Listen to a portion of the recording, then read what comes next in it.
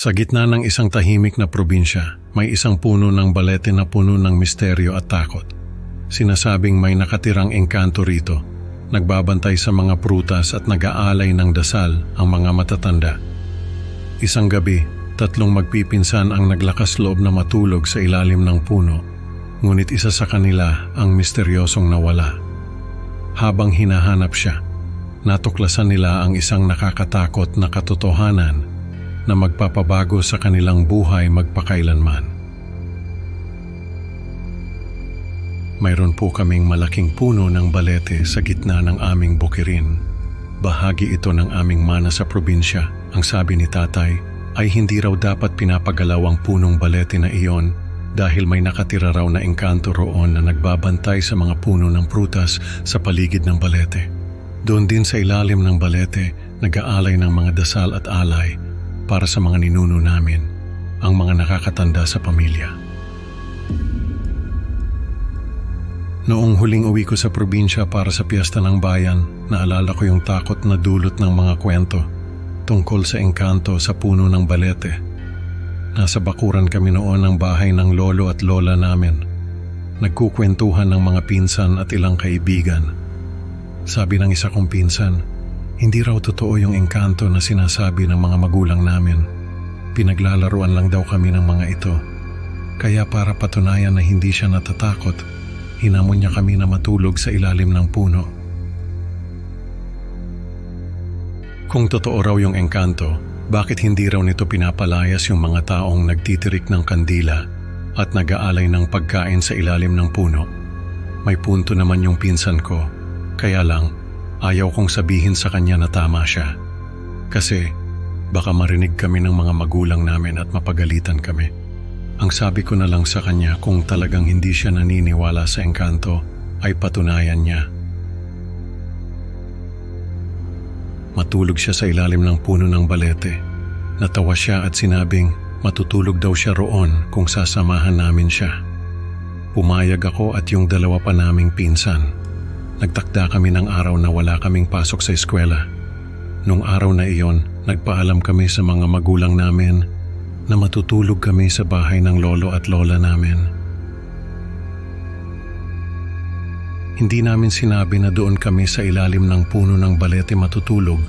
Baka kasi hindi kami payagan. Nagdala kami ng mga kumot at unan. Nung gabi na, saka kami pumunta sa puno ng balete.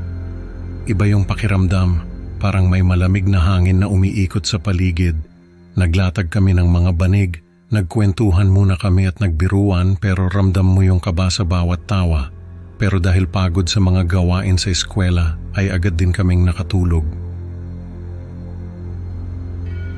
Nagising ako ng madaling araw, maliwanag na yung buwan noon. Kaya kahit hindi ako nagdala ng flashlight, ay maliwanag pa rin ang paligid.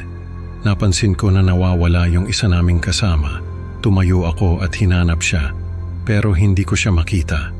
Parang bigla akong kinabahan kasi alam mo yung feeling na may mali pero hindi mo masabi kung ano.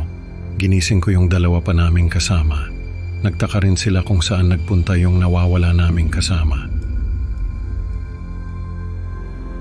May napansin ako ng mga kahlat na mga gamit.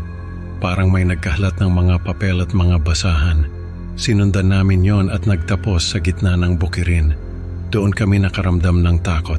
Tinawag namin yung nawawala naming pinsan, pero wala kaming narinig na sagot. Hinanap namin siya sa buong bukirin, pero hindi namin siya nakita. Tapos ay narinig namin yung malayong halakhak na parang nang aasar. Hindi ko na kinaya ang takot. Tumakbo na ako pa uwi. Sumunod naman yung 2 kong pinsan. Kinaumagahan, nakita ko yung malaking kaldero na ginagamit ni Lola sa pagluluto ng suman.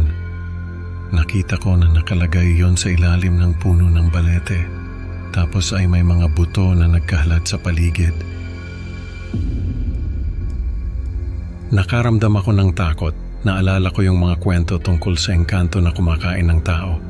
Kaya pala hindi namin nakita yung nawawala naming pinsan. Kinain na siya ng engkanto. Isang gabi nagising ako dahil sa tawag ng kalikasan. Lumabas ako ng bahay at nakita ko yung mga pulang mata sa puno ng balete. Nagtago ako sa gilid ng bahay at pinanood yung mga mata na gumagalaw sa mga sanga ng puno. Tapos ay narinig ko yung malakas na halakhak na para bang nanggagaling sa ilalim ng lupa. Tumakbo ako papasok ng bahay at ginising si tatay. Sinabi ko yung nakita ko. Nagising din yung mga kapatid ko at si nanay.